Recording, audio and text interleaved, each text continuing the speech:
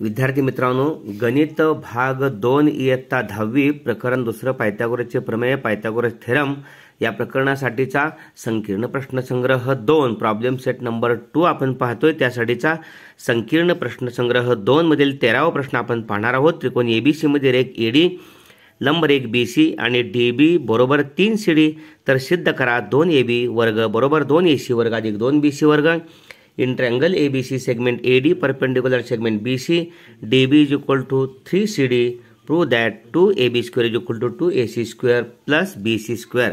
या ठिकाणी त्रिकोण ABC मध्ये रेख AD हा BC ला लंब आहे। या ठिकाणी या DB ची लांबी CD च्या तिप्पट दिलेली आहे। त्रिकोण ADB या काटकोन त्रिकोणात पायथागोरसचे प्रमेय वापरायचं आणि त्रिकोण ADC मध्ये सुद्धा पायथागोरसचे प्रमेय वापरायचं आणि डीबी ची लांबी सीडीच्या तिप्पट आहे याचा संदर्भ घेऊन आपण या साध्यापर्यंत पोहोचू शकतोय। ओके, पाहूया सविस्तर सिद्धता। पहा, त्रिकोण या ठिकाणी डीबी बरोबर 3 सीडी दिलेली आहे। याला पहिलं आपण विधान म्हणूया।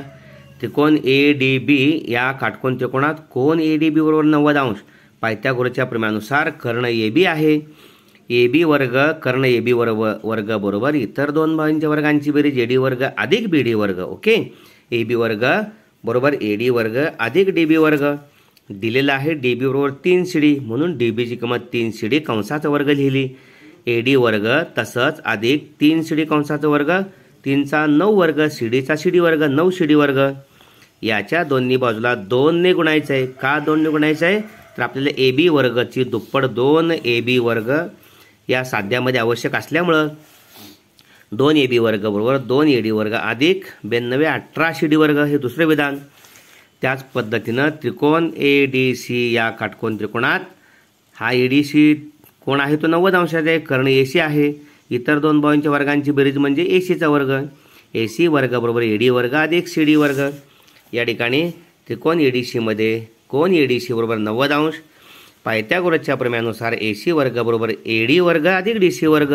ओके, या ठिकाणी एसी वर्गाला सुद्धा इथं या समीकरणाला एसी वर्ग बरोबर 2 एडी वर्ग अधिक डीसी वर्ग याला सुद्धा 2 ने दोन्ही बाजूला गुणलेला आहे, कारण आपल्याला 2 एसी वर्ग आवश्यक आहे म्हणून एसी वर्गाला 2 ने गुणल्यामुळे 2 एसी वर्ग येते।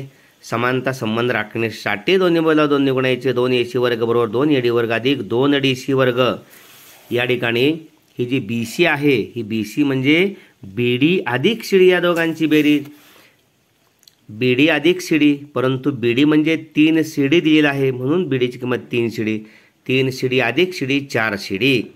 या ठिकाणी बीसी बरोबर 4 सीडी दोन्ही बाजूचा वर्ग करायचा आहे, कारण साध्यामध्ये आपल्याला बीसी वर्गाची गरज आहे। ओके, म्हणून दोन्ही बाजूचा वर्ग करून बीसी वर्ग बरोबर 16 सीडी वर्ग या विधानाला आपण 3 म्हटलेले आहे। 2 एसी वर्ग बरोबर 2 एडी वर्ग अधिक 2 डीसी वर्ग हे तिसरे विधान। 2 एबी वर्ग अधिक 2 एडी वर्ग अधिक या ठिकाणी 18 सीडी वर्ग याला आपण 2 ने गुणलेला आहे। 2 एडी वर्ग अधिक 92 18 सीडी वर्ग हे दुसरं हे तिसरं आणि बीसी वर्ग बरोबर 16 सीडी वर्ग हे चौथं।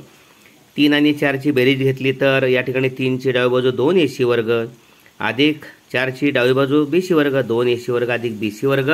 या ठिकाणी पहा 2 एसी वर्ग अधिक बीसी वर्ग 2 एसी वर्ग अधिक बीसी वर्ग जे दाखवायच्या साधे त्याची उजवी बाजू ती आहे। ओके, म्हणून बेरीज घ्यायची।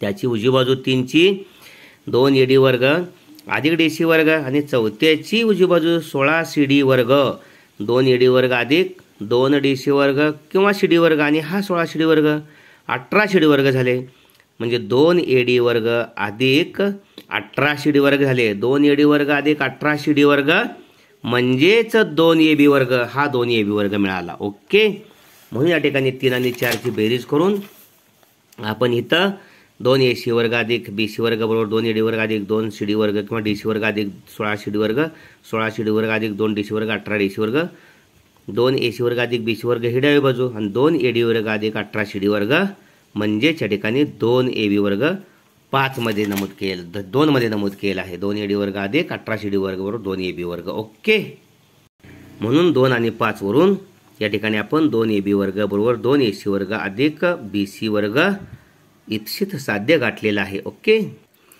Here DB is equal to 3 CD given in triangle ADB angle ADB is equal to 90 degree using Pythagoras theorem, AB square is equal to AD square plus DB square. AD square plus DB is given 3CD. Okay, DB is equal to 3CD.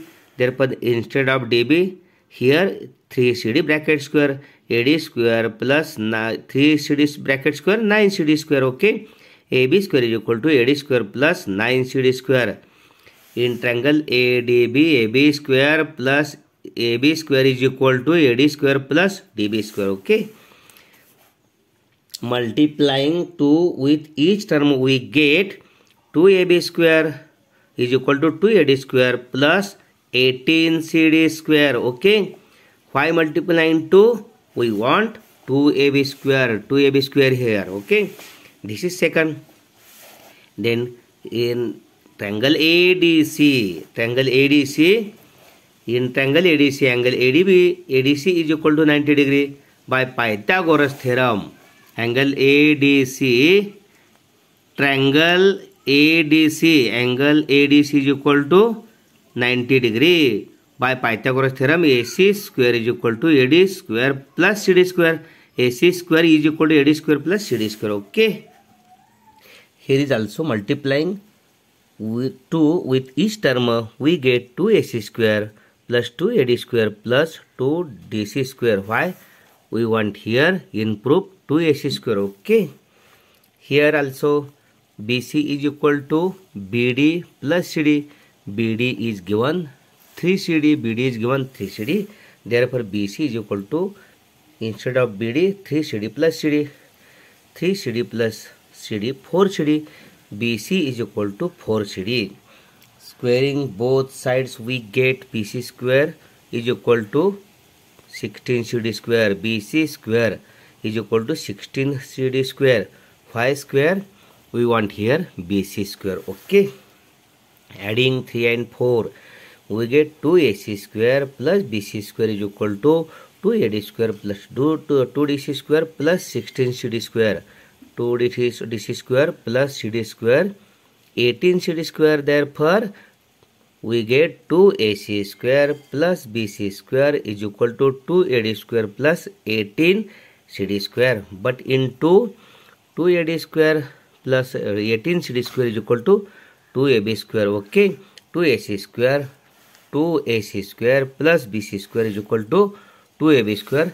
This is our proof. Okay, see here again, 3 and 4, adding 3 and 4, we get 2AC square plus BC square, 2AD square plus 2DC square plus 16CD square. 2AC square plus BC square is equal to 2AD square, 16CD square plus 2DC square, 18CD square. But from 2AD square plus 18CD square is equal to 2AB square. Okay, therefore, from equation 2 and 5, we get 2AB square is equal to 2AC square plus BC square. Okay, अशा पद्धतीने हा video आपण जरूर like करावा आणि आपल्या सर्व विद्यार्थी मित्रांना पाठवून त्यांनाही सहकार्य करावे. धन्यवाद.